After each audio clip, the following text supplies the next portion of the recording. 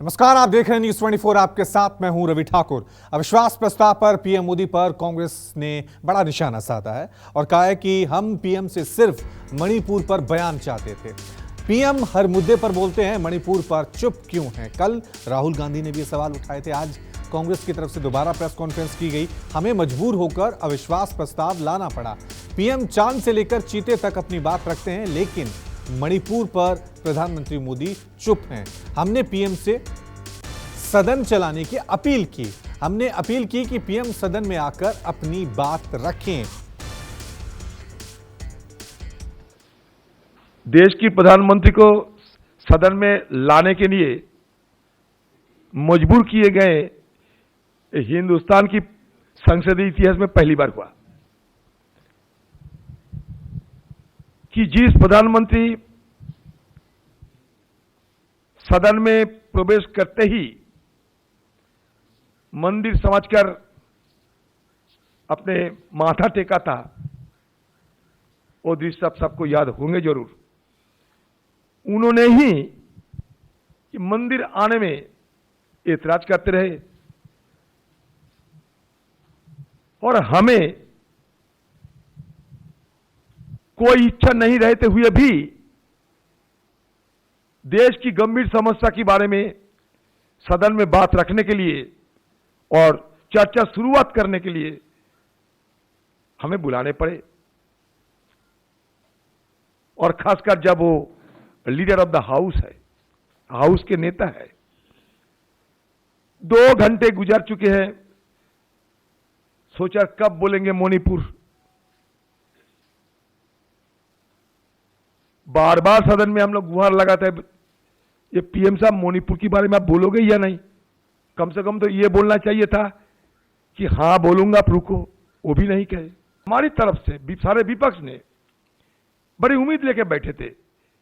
कुल मिलाकर हमें बाद में पता चले कि प्रधानमंत्री जी और एक रिकॉर्ड शायद तोड़ने वाला है कि हिंदुस्तान के कोई प्रधानमंत्री 2 घंटे से ज्यादा सदन के अंदर भाषण तो नहीं दिए। पता नहीं, रिकॉर्ड करना ही हमारे देश के प्रधानमंत्री को आते तो हैं। बहुत सारे रिकॉर्ड किए हैं। रिकॉर्ड के बारे में सदन के अंदर में भी हमें गिनाया क्या क्या रिकॉर्ड किया। लेकिन यह भी एक रिकॉर्ड हुई कि जिस मुद्दे को मेन फोकस करके सारे विपक्षों ने शुरू से गुहार लगाते आ रहे थे, विपक्ष को वो मुद्दे को प्रधानमंत्री मोदी जी ने सिर्फ 3 मिनट की वक्त दिया। जब उनकी भाषण ही 2 घंटे, मान लो 2.25 घंटे तक चली और सारे विपक्ष को की जो मेन मुद्दा थी उसमें उन्होंने सिर्फ 3 मिनट समय बिताई। तो इसके आप खुद पता कर लो हमें और क्या करना चाहिए था। बोलने के लिए तो बोल के आते हैं। हम अगर रहते तो ना बोलते, चले गए तो बोलने का मौका लेते। किधर जाएं हम लोग? दादा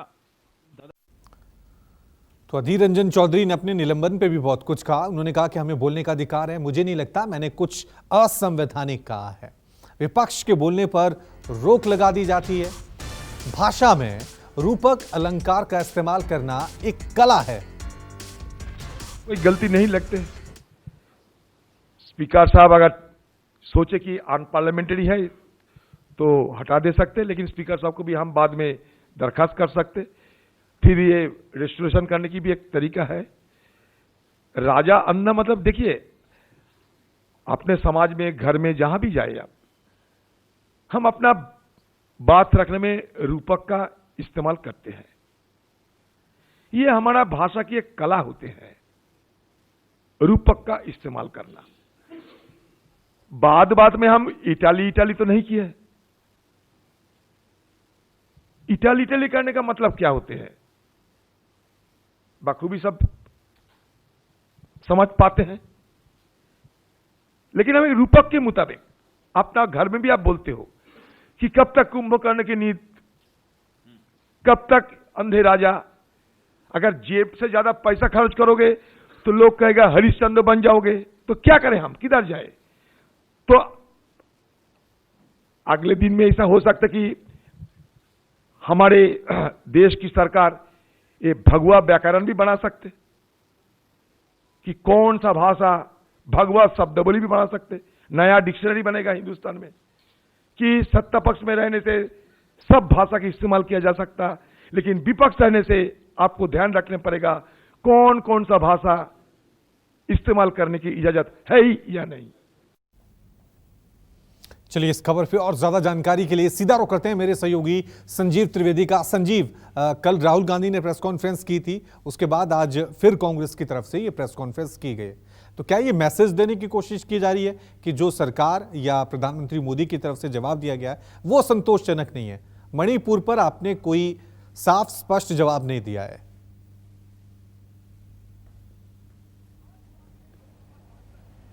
एक नाराजगी तो वो है ही जो आप बता रहे हैं, लेकिन उससे भी ज़्यादा ये है कि मणिपुर पर जवाब मांगने के क्रम में अधीर रंजन चौधरी ही नहीं बल्कि कई सांसदों को विपक्ष के बाहर कर दिया गया है, निलंबित कर दिया गया है।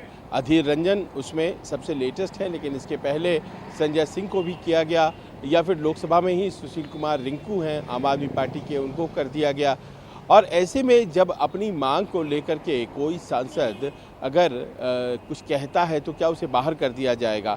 और ये कहा जा रहा है कि अधीर रंजन चौधरी ने तो ऐसा कुछ कहा भी नहीं, रूपक अलंकार का प्रयोग किया, और ऐसे में उन्हें कैसे बाहर किया जा सकता है? और यही वजह थी, आपने देखा होगा रवि की कल बार बार उसी शब्द का प्रयोग कर रहे थे विपक्ष के सभी सांसद सदन के भीतर, जिसे उपयोग में लाने के लिए अधीर रंजन चौधरी को निलंबित कर दिया गया। तो कल तो किसी का निलंबन नहीं हुआ, ये साबित करने की कोशिश थी।